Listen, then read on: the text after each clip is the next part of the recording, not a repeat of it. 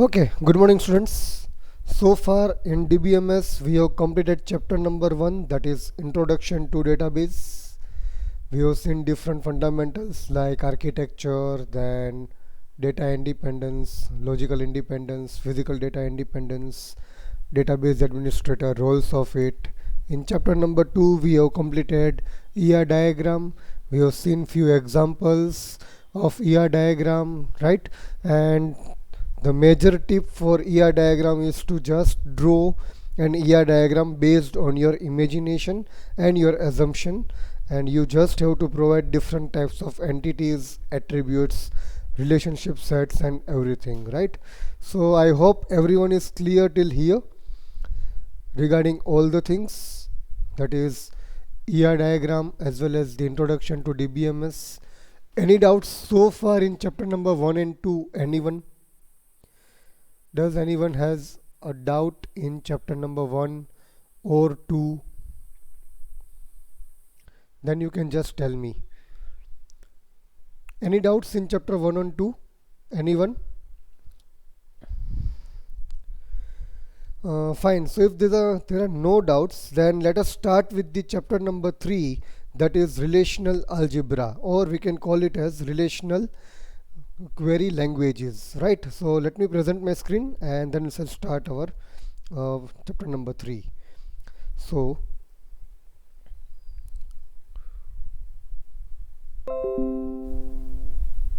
I hope my screen is visible to everyone.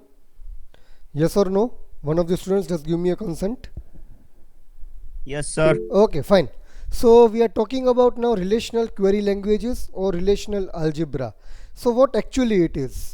Let us say that in practical sessions we have wrote some of the commands like create table, then insert the data into table, then we have fetch some data using select, right? Select something something from a table name. So whatever you are writing in Oracle, that is whatever syntax you are writing in Oracle is actually we call it as relational calculus, right? But what we are talking right now is relational algebra. Now what is the major difference between relational calculus and relational algebra? So let me take a simple example of your C language. You all have studied C language in your second semester. So whatever syntax you are writing in C language like void main, then printf, scanf, if loop, for loop, all these things you are writing in C language, right? So whenever you are compiling any program, right, so what it does actually in C language, it converts those code to either native code or machine code, right? So that your compiler or your machine can easily execute your code and generate the output, right? So that is the process in C language. Similarly, the same process applies in your DBMS.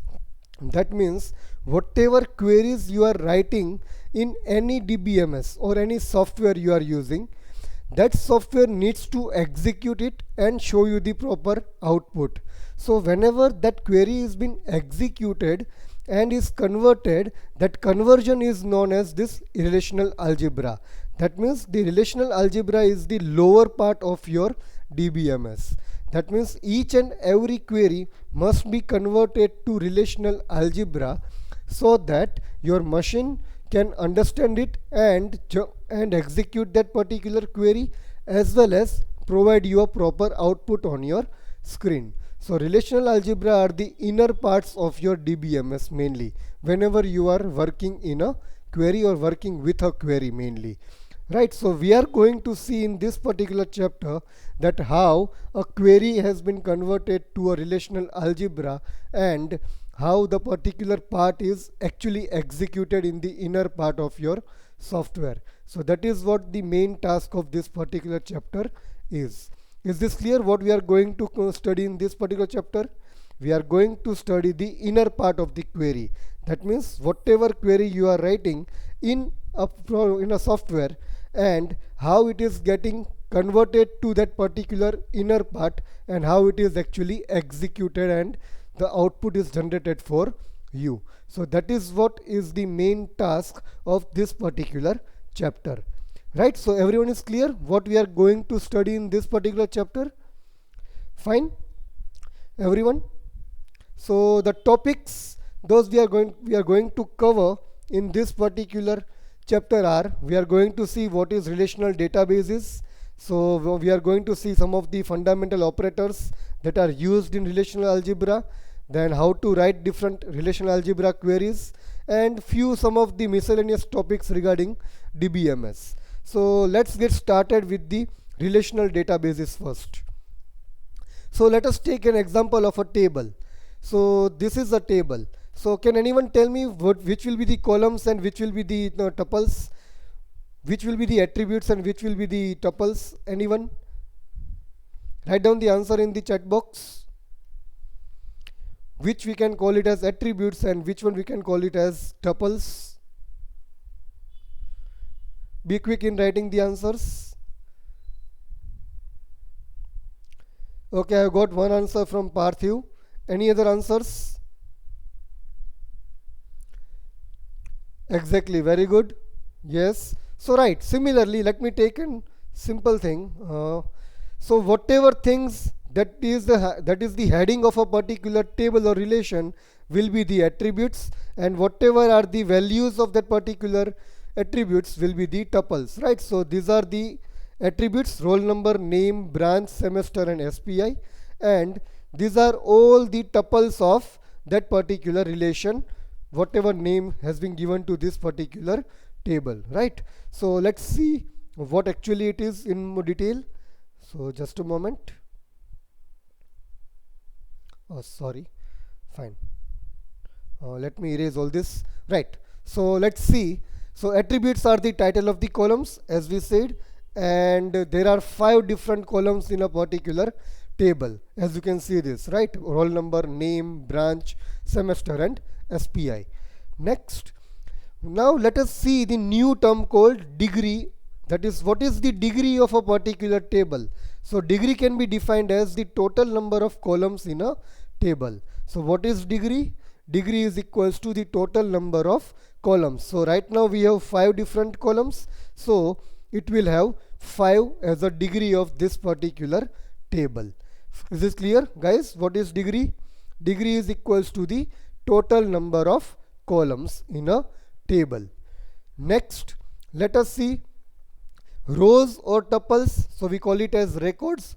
So what are the total number of rows we have? We have 1, 2, 3, 4, 5, 6 and 7.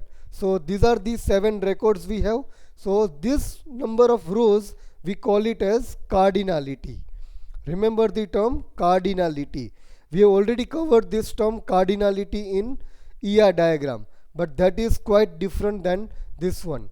That was relationship cardinality, and we are talking about right now is the records cardinality. So cardinality of this table is the total number of tuples or rows in a particular table. So right now we have 7 tuples, so the cardinality will be 7. Fine. So degree is 5, the total number of columns, and cardinality is 7, the total number of rows or tuples. So let's see the definition. So domain is a set of all possible unique values of a specific column. So let us pick up this particular branch column, right?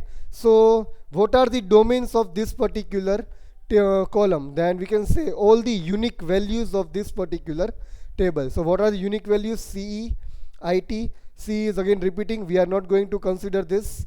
Double E, yes, it is repeating, so we will consider this. Then IT is repeating, so we are not going to consider this. ME is again there, so we are considering this. C is again repeating, so we are not considering this. So what are the unique values of this column? CE, IT, double E and ME. So these are the domains of branch table. Let me take a simple example of SPI. So what will be the domains of this? 8, yes. 7, yes. 6, yes. 9, yes. 7 is repeating, so we are not considering it. 8 is repeating, not considering it. And 9 is repeating, so we are not going to consider it. So what are the domain of SPI column? 8, 7, 6 and 9. Similarly for name, all are unique, so we can take all of them as a domain of this particular table or this particular column. Is this clear, guys? What is domain? Everyone? The domains are a particular unique values for each and every columns. So for a particular column, whatever you are having as a unique value, that will be the domain, right? So here all are the unique value, so it is a domain for name column. Here CE, IT, EE and ME are the unique values, so those are the domain of that particular branch column. Similarly here 8, 7, 6, 9 are the unique values for SPI column, so it is a domain of SPI column. Is this clear, guys? What is domain, what is cardinality, and what is degree? Degree is number of columns, cardinality is number of rows, and domain is unique values of a particular column. Is this clear, guys? Everyone? Any doubt in this? Any doubt in this? Anyone? Is there any doubt in this? Anyone? You can raise it right now, we can clear it.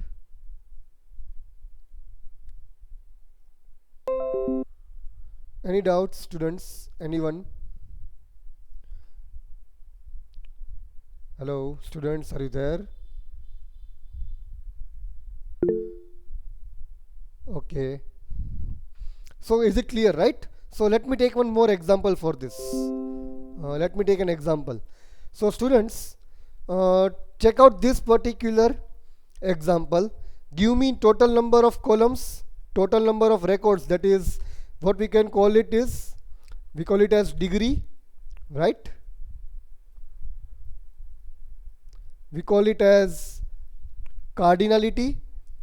So just give me a domain for branch, different attributes, and all these answers. I want these answers in the chat box, everyone.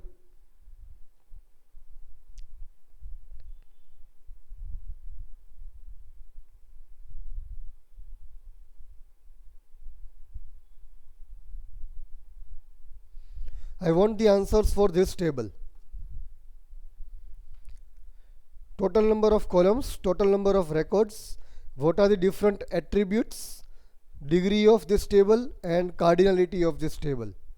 Yeah, any answers from anyone? Great. Okay, I am getting all the answers. Great, great. Just a moment. I will just go back and pick up this table, and quite small, so we can, yeah. So now you can refer it, and I can also see the answers. Oh, sorry. Wrong table is with me. Yeah.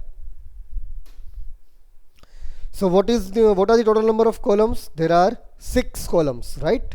Great. Then what is total number of records? We have 5 records. Then different attributes are enrollment number, then name, then branch, then age, then birth date, and then city. Great. What is the degree? Degree will be total number of columns, that is 6. And what is cardinality? The total number of rows, that is S1, S2, S3, S4, S5, so 5. Now let me pick up one of you. Jill, can you give me what is the domain for branch column? What will be the domain for branch column? Jill, give me the answer. Domain for branch column. Domain means unique columns of, unique values of a particular column. So what is the domain for branch? Only Jill will answer right now. 4. Yeah, give me the answers. What are the values? IT, CE, ME and EC. Yeah, so IT is repeating, so we are not going to consider it. Exactly. Good. So everyone is clear, right? What is domain, what is degree, what is cardinality? Is it clear, everyone, guys? See, now this chapter is all about you are going to speak, not me. I will just give you one hint and you are going to give me the answers. That is what we are going to do in this particular chapter, right? So everyone is clear with this. So let me move ahead and let me go to my presentation. The Zoom, right? So let's move ahead. So now, as you all know, that table is called relation, columns are known as attributes, and records are known as tuples. So we already discussed this thing in our lab session, so I'm not going to go deep in this. Fine. So let me move ahead, and yeah, So next term is super key. Now just read out the definition. A super key is a set of one or more attributes whose values uniquely identifies each record within a table or a relation. So now what is super key? It's a set of one, either it can be a one column or more than one columns or combination of more than one columns that can identify each row uniquely, right? So now everyone just pick up this table, right? So let me just come back to my screen. Okay, and I will put up this table in front of you. So I think everyone can see this table.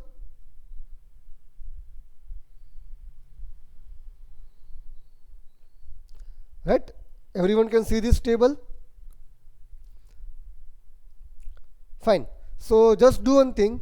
Give me the list of columns that can uniquely identify this particular table. First give me one column. List of one column that can uniquely identify each row of a table. Exactly, very good answers. Enrollment number is the only, first of all, the column that can uniquely identify a particular table. Great. Okay, stop answering. I got it. Everyone. Yes, great. Very good. So we can say enrollment is one of the column that can uniquely identify this particular row. Similarly, roll number is also one of the column that can uniquely identify a particular row. So either if I have enrollment number or if I have roll number, I can uniquely identify this particular row, right? So as we know that enrollment number and roll number of each and every student will be different. So any of this can uniquely identify a particular row. That's great. Very good answers from everyone. Now just tell me the group of columns. If we group some of the columns together and those columns can uniquely identify the column, uniquely identify a particular row. I want the group of columns, more than one columns. Give me the answers. More than one columns that can uniquely identify a particular column. Sorry, row, not a column. Anyone? A group of columns that can uniquely identify a particular row. Just group some of the columns and say that these columns can easily identify a particular row uniquely. Yes, very good. I have got the answers. Name and birth date. Okay. Branch and birth date. Enrollment and roll number. Okay, same answers. Enrollment and name, roll number and name. Enrollment, roll number, name, DOB, city, all the table. Fine. Okay, so let me pick up the first one now. Okay, stop answering. Let me pick up the first answer given by some of them. Miloni, you have given like that. Name and birth date can uniquely identify a particular row. Now let me pick up one simple example. One name is Ajay Patel and birth date is, let us say, 12th of December 2001. Right. Now similarly we have the same name in the list somewhere like Ajay Patel and date is birth date is 12th December 2001. But what we have is the department of Ajay Patel in first row is CE and department of the Ajay Patel in second row is mechanical. So if we pick up Ajay Patel and birth date, we cannot identify the unique data because we are having the same data at two different places, right? So we cannot have name and birth date as a unique row or a group of column that can identify a complete row uniquely. Is this clear, Miloni? Right? So we cannot have Yes, this sir. combination. Right. So what we can have as a combination? I have got many answers. So let me just take a simple example. We can group these two together. So we can take a group of enrollment number and roll number so that this particular row can be identified uniquely. Let me take one more example. Let me take roll number, name and branch together. I am taking enrollment number, name and branch together. So if I take S1, Dev and IT, so these three columns can also identify my particular row uniquely? Yes or no, everyone? If I pick up only enrollment number, name and branch, then can I identify a particular row uniquely? Yes or no? If I pick up only enrollment number, name and branch. So let us say enrollment number 1905701070001. Then name is something XYZ and branch is computer. So for this particular data, there won't be much conflicting because enrollment number will be different for each and every student. So we can identify a particular row uniquely, right? Similarly, let me take simple this example. I will pick up roll number, name, and I'll pick up the branch. Then also I can identify a particular row uniquely because roll numbers will be different for each and every student. So whenever you group a particular columns, okay, we can call it as super key. If you use only one single column, we can also call it as super key. But now let me take one more example. I will erase all these things and I will take only simple example. Let me pick up this. I will pick up birth date, age and city. If I use these three columns, can we identify a particular column, particular row uniquely? If I pick up these three columns, can I identify a particular row uniquely? Let us say age is 18, birth date is something and city is Rajkot. Can I identify a student uniquely? No, because there could be some student whose age will be of 18, whose birthday can be of 1/5/2002 and city can be Rajkot. So these three row columns cannot be used as a super key to identify a particular row uniquely. Fine. So are you clear with the concepts? What I'm talking actually? Everyone? Are you clear? What is the concept of super key? You are trying to identify a particular row uniquely and using a manual identification. You are not, the database administrator is not responsible for this thing. That is you who are actually seeing the list of columns and you are trying to identify some of the columns that can identify a particular row uniquely, right? So now let me take a particular example. Let me erase all my highlights.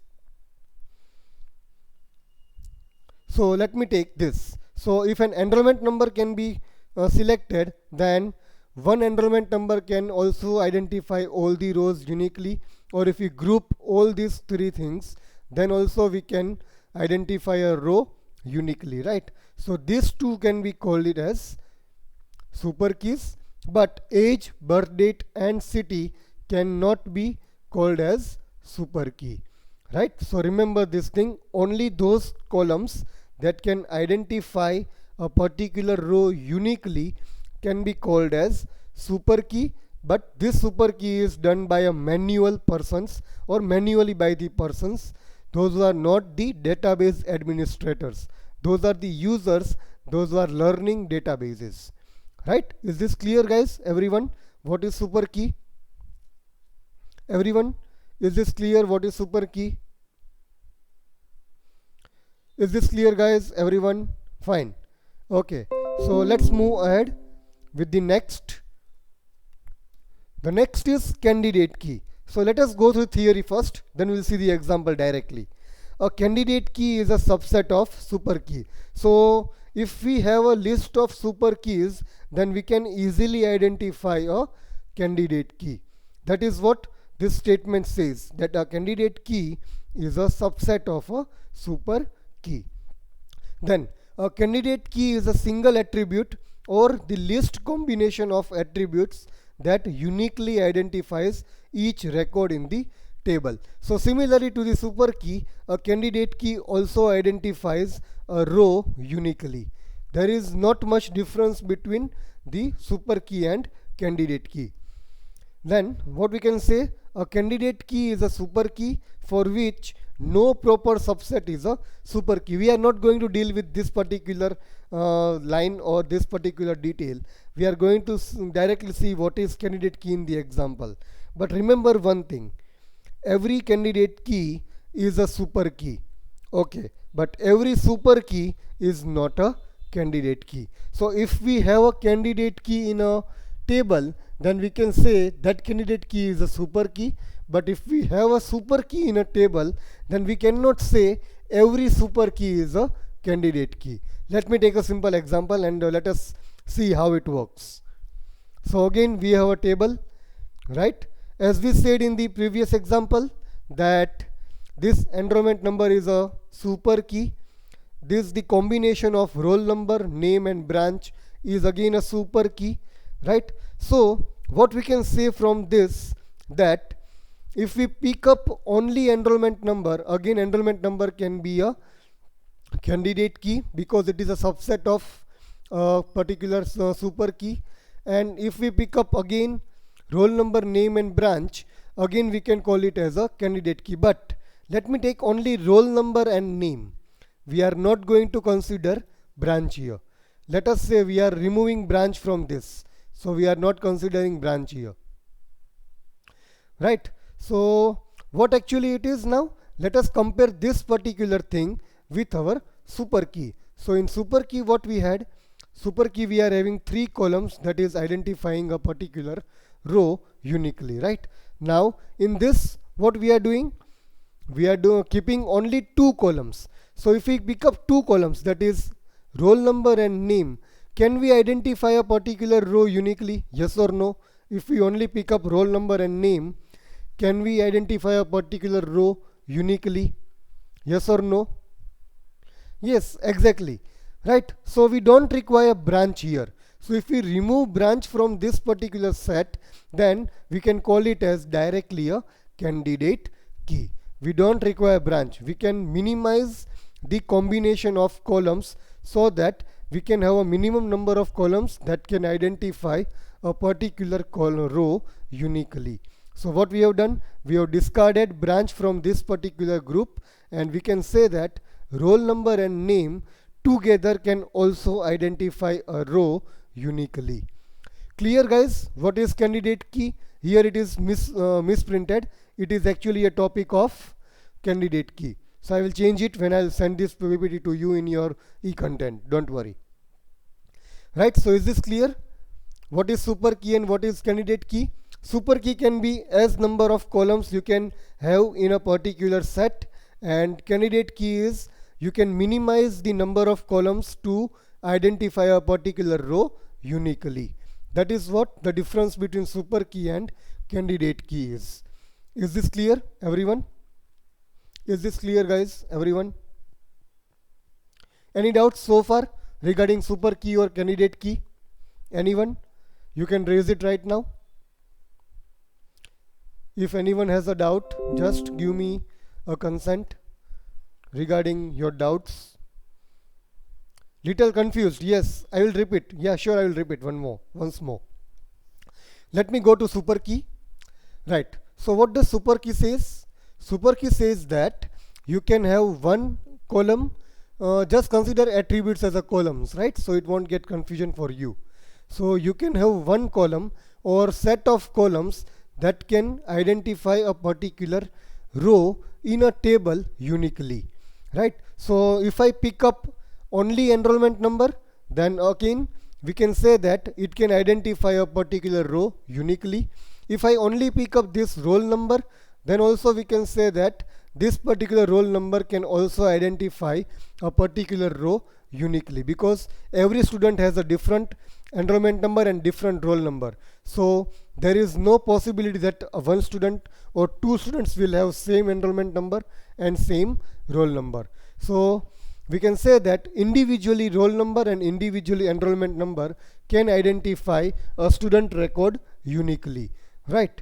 Now again super key states that if we group some of the columns, let us say I am grouping roll number, name and branch, then also we can identify a particular row uniquely. So let us say I am grouping roll number, name and branch of the student.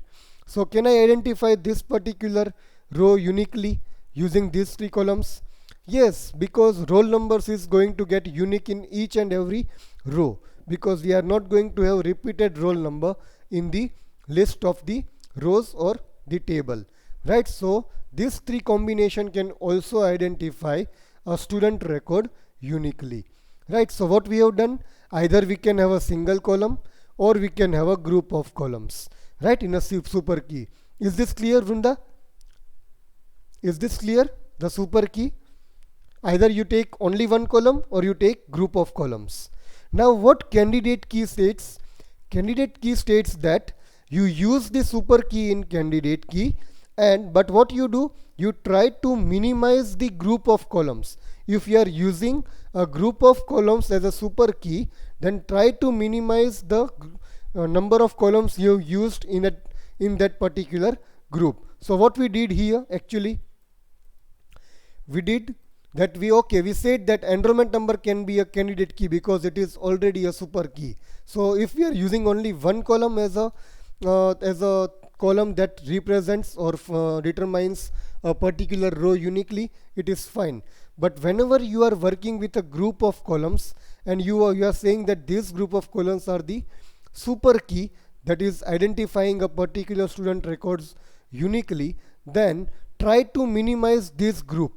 So what we did, we discarded the branch and we just picked up roll number and name, and we said that we have minimized the super key to candidate key. So just we are removing some of the columns, that if we remove those, we can still identify a particular row uniquely. Now let us say that, let me take here example directly. In this particular candidate key, if I remove this roll number, assume that, then if I pick up only name and branch, can I identify a particular row uniquely? Let us say IT and Raj, IT and Karan, IT and Raj again. So again, if there is a repetition of the name, then we cannot identify a particular row uniquely. So we cannot discard roll number here. But yes, what we can do is, we can discard still name, because name is something we don't want. So if I have a roll number and branch, still I can identify a particular row uniquely. That is, one row, roll number 101 belongs to IT, roll number 102 belongs to CE, roll number 104 again belongs to IT. We are not going to deal with the name. So still, if we have only two columns instead of three columns, then still we can identify a particular row uniquely. So this can be called as candidate key now. So you have to minimize the number of columns from the super key in a candidate key. That is what your task is. This is manual task, not automatic task, right? This is not going to deal with the database administrator. These are the users who are learning database in the initial stage. Database administrator is going to work with only primary key and foreign key. But as a user, you have to work on these particular things, right? So make sure that you are able to distinguish super key and candidate key. Now is this clear, everyone? Any doubts? Any doubts? Yeah, I have a doubt. Let me clear it. Yeah, sir, is candidate key is only for minimize the columns of super key? Exactly, Bhavesh. Exactly, you got it right. Clear, Bhavesh? Exactly, we are just minimizing the number of columns in the candidate key. We are not doing anything else. Okay, Disha has a question. Why we need candidate key of a super key? Yes, Disha, if you do not define candidate key, it is fine. But what does candidate key says that you can minimize the total number of columns that you have taken as a super key, so that we do not have much load on a database design. That is the only use of candidate key. Clear, Disha? We are just minimizing so that our database design looks decent and consistent. Right, any more doubts in super key and candidate key? Anyone? Any doubts still? We can clear it.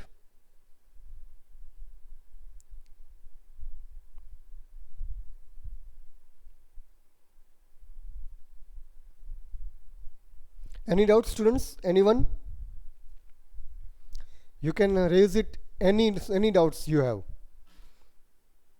No doubts? Shall I move ahead, everyone? Shall I move ahead? Yes or no?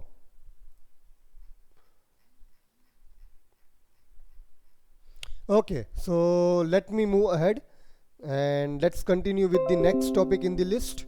The next topic in the list that you know already. So you are going to speak, right? So that is primary key. So what is primary key? We discussed this in a chapter number 2. A column or a group of columns that can uniquely identify a particular row. So everything is related about uniquely identifying a particular row. So super key and candidate keys are manual. That means a database administrator is not going to deal with those type of keys. That is for those people, those who are learning databases. And primary key is for a person who is actually managing the database. So database administrator. So database administrator is going to use primary key for all these things, right? So we know that what is the task of primary key? It's a attribute or a set of attributes uniquely identifying a particular row. So now let me take this again example, and students give me what can be the primary key of this particular table. What can be the primary key of this particular table? Only single column I want. Single column primary key for this table. Single column primary key for this table. A column that can uniquely identify a particular row. Yes, enrollment number or roll number. Anything. If we use only enrollment number as a primary key, that's fine. If we use only roll number as a primary key, that is also working, or that is fine. Right. So let me take this. So enrollment number is a primary key. Now, can you give me a set of columns that can uniquely identify a particular row? That set of columns will be this. Let me take this. Roll number, name and branch. Either I will take super key or I will take a candidate key, anything, right? Either I am using this super key S or I am using this, that is candidate key C, right? So any of this group can uniquely identify a row, right? Am I right? Yes or no? Any group of this, either roll number, name and branch, or only roll number and name, or only roll number and branch. If I group this particular groupings, can I identify a row? Yes or no? Yes, exactly. So what do you say? What should I use? Shall I use group of 3 columns or should I use group of 2 columns? What do you say? Everyone? Yes, exactly. Group of 2 columns, because we want to minimize our database design. Yes, exactly. So because we want to minimize our database design, we are going to use group of 2 columns. So whenever I group 2 columns, right? Whenever I group 2 columns, then, and if I have 2 columns as a primary key, then what we can say it as a, let's see what we can say it. So whenever we are having a group of columns, then those columns are termed as primary key, then we call it as group of primary keys as composite primary keys. That means when you define more than one column as a primary key, then that set of columns is known as composite primary key. Remember this word for examination, students. You can be asked as a definition, define composite primary key. So what is composite primary key? A group of columns termed as a primary key are known as composite primary key. Or in other words, if I want to say, then we can say that a table having more than one primary keys are known as composite primary key. Is this clear?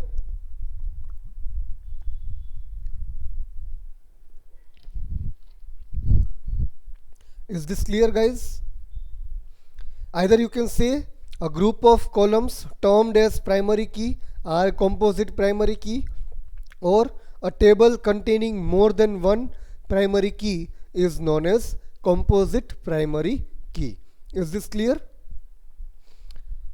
Clear, guys? What is the difference between super key and primary key? Yeah, Vrunda, both seems alike. Exactly. Yes, both seems same. But as I said, super keys are used by the users. Those are learning the database in the initial stage, right?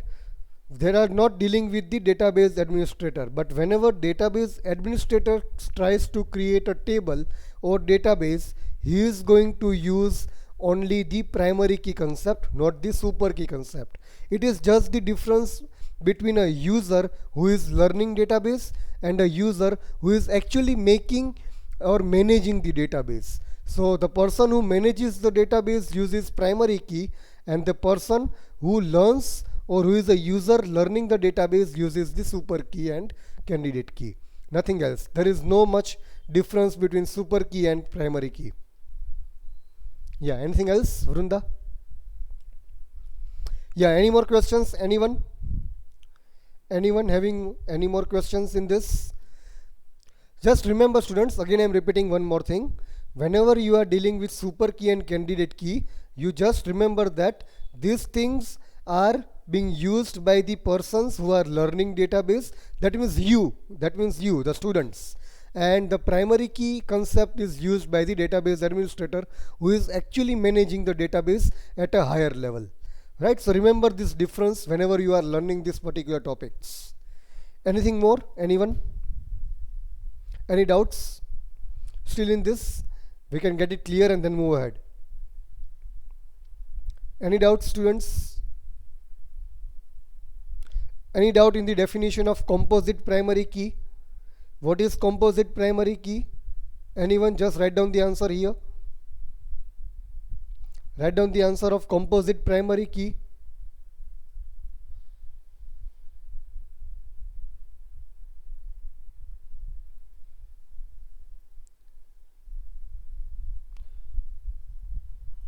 I want the answer of composite primary key. A table having more than one primary key. Exactly. Very good answer, Miloni. Simply write, a table having more than one primary key is known as composite primary key. Okay. So I think it's clear. So let me move ahead with the next topic in the list. Right? Shall I move ahead, everyone?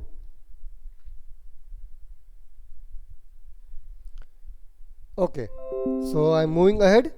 And the next topic is, after primary key we are not going to deal with this alternate key, so I'm just keeping this particular part.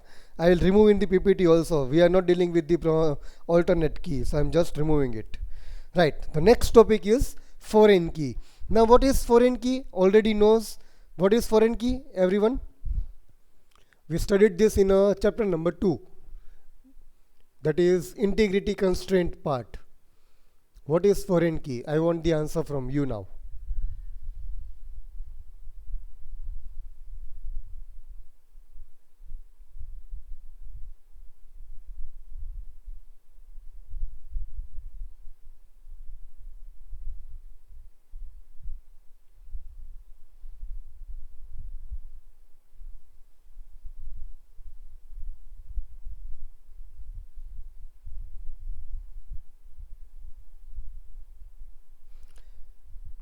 Referring other table with a primary key. Very good answer. We need to refer other table. Yes, Disha. Very good. Yes, Miloni. Anything else? Can anyone give me one precise definition, some good definition for this?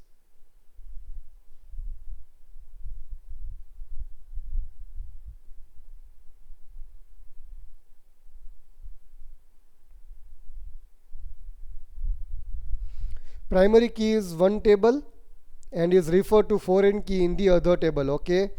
Set of attributes related to some kind of constraints. Okay. Anything else, students?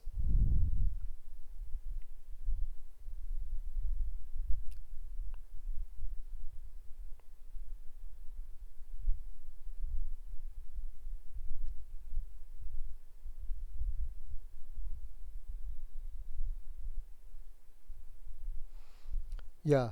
Anything else? So let's see what is foreign key is. Let us revise it once more. So a foreign key is an attribute or a collection of attributes in one table that refers to the primary key in other table. As you all said that whenever we want to refer a table with a primary key, then we use a foreign key. So a table containing the foreign key is called the child table, and the table containing the primary key is called the parent table. Remember this, students. The table which is referring will be called as child table, and the table which is being referred is called parent table, right? So the table which is actually having the primary key is known as parent table, and the table which wants to access that primary key table is known as child table, right? So we also known as referential integrity constraint that we have seen in the chapter number 2. Let us take an example simply. So there are two tables. So can you identify the common tables in both, common columns in both the table? Which is the common column in both the table? Which is the common column in both the tables? Enrollment number, right? So let us assume that enrollment number is the primary key in student table. So this is a primary key table, right? And this is the enrollment number, right? Let us say this is a foreign key, FK, right? So this student, or let us say in a vice versa, this project table will either use this data, that is a student data, or a student data will use the project data. You can do it in either way, right? So let us see what actually this PPT wants to say us. So let me just remove this, and let us say the student is being referring the project table. So this column is known as a primary key here, because a student table is referring to this enrollment number to fetch the data of project ID and its title from project table. So this primary key is being referred by a student table. So this column will be known as foreign key. Clear? So whatever column or whatever table is being referred for some type of data, that table will be known as parent table, and the table or the table which is referring a particular table, that is known as a child table. Clear, guys? So student table is referring a project table to get the project details of the student. So let us say this 1705401070001 Jatin CE branch semester 3 is working on project P01 with title bank. Similarly, this student Meet of this branch of this semester is working on this particular project 2, that is title is having college, and so again this Meet is also working on a project called P03, title is school, right? So this Meet is working on 2 tables and Jatin is working on a 1 table. So from this we can identify this much data. Clear? So we can identify a particular set of data by merging or combining 2 tables based on one particular column, and that column is enrollment number in this table and enrollment number in this table. Clear, everyone? What it is actually, we are referring some data of other table using foreign key, but to refer that data both the tables should have a common column, and the table which is to be referred must be having that column as a primary key. So here let me take again one more example. I want to refer the data of project. Let me remove all these highlights once more. So let me take this example again for more clearance. A student table wants to use the data of project, right? So first rule says that both the tables should have a common column. Is there a common column in both of them? Yes, we have enrollment number and enrollment number in both the tables, right? Now second rule says that the table which is to be referred must have a primary key of that common column. That means the common column is enrollment number, then this enrollment number must be a primary key. So let us assume that this is a primary key. If it is not primary key, we cannot refer it. Remember this rule. If you have common columns, yes, you can refer, but the table which is to be referred, that common column must be the primary key. So let us assume that this is a primary key. So rule number 1 gets satisfied, common columns. Rule number 2 gets satisfied, that is the table getting referred is having a primary key as a same column. So once both the rules are satisfied, we can directly refer to the data of project. So how we can get the data, or how we can assume the data? Assumption will be, let us take this particular enrollment number 001, let us match it here. Yes, it is here. So we can say that enrollment number 001, the name is Jatin, who is studying in CE branch, who is studying in semester number 3, is working on project 001, and the title of that project is bank. So this is what the relevance is. This is what the reference is. We are referring the project data of this student for this particular data. So this is one group, right? Now let us say what is the second group. 7002, name is Smith, branch is C, semester is 3, and is working on project 2, which is title college. So we are having this group, right? Again we have one more data of 7002. Now what is 7002 here in student table? Again a myth. So what we can say, a myth of branch C of semester 3 is also working on project 003, that is having a title called student. So what we have a group? We have a group of one student working on two different projects, right? But what we can say, that Ram is not working on any particular project.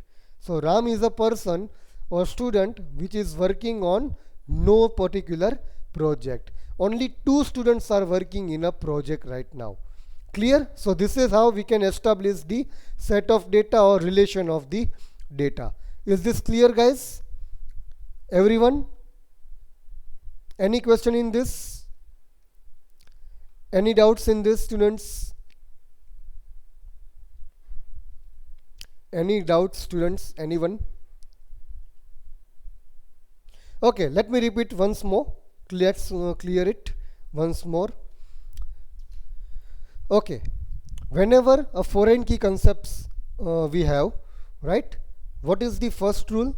The two tables which we want to refer, a table that or let us say one table wants to refer the other table, then both the tables must have a common column.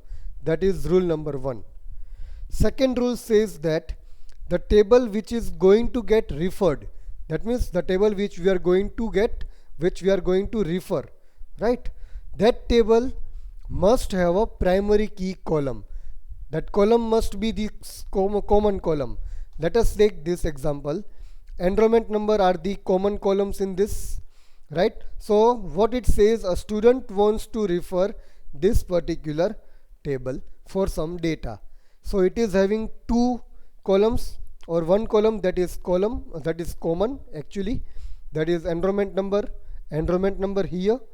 Now what the second rule says, the table which is getting referred, that is project table, must also have that common column as a primary key. So this particular column must be primary key also. The first two rules must be satisfied for foreign key. The rules are clear, everyone? First tell me, what about rules? Are the rules clear? Are the rules clear, Nishita?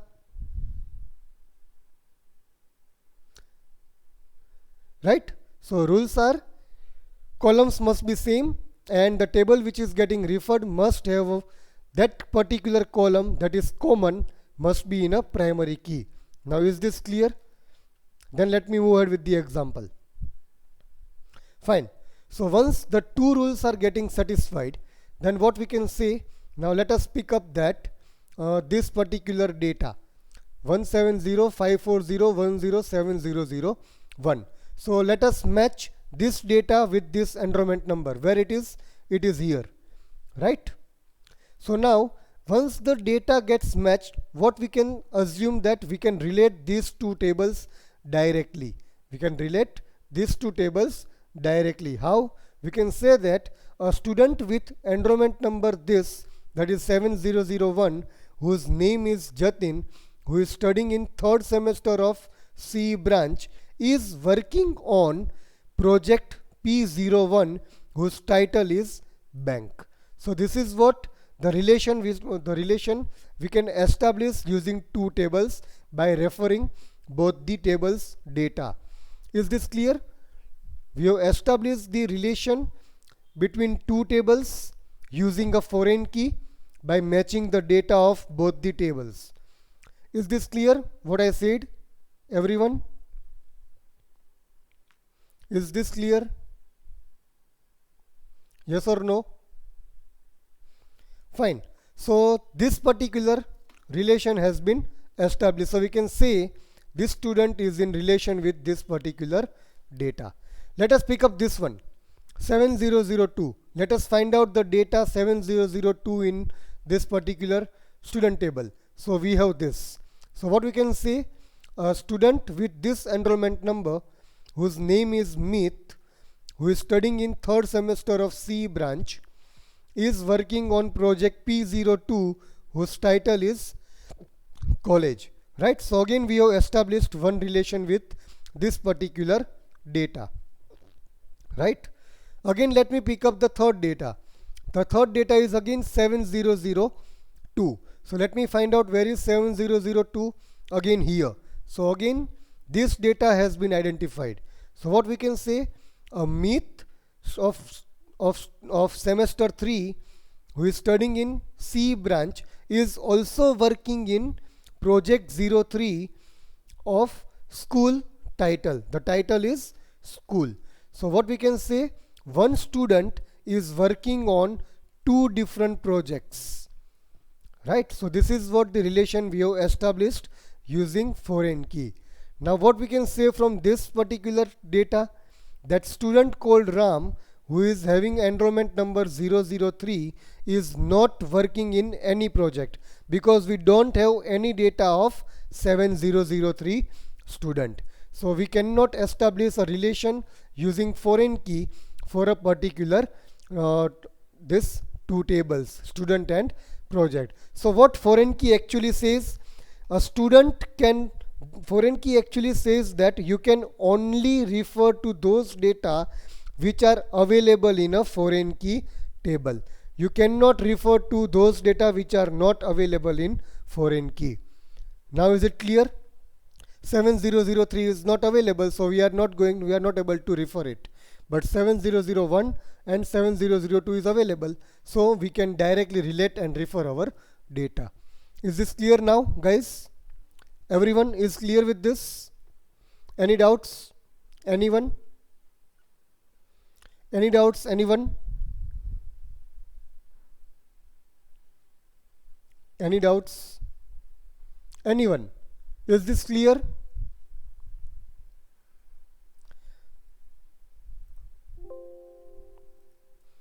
Is this clear, guys? Any doubts?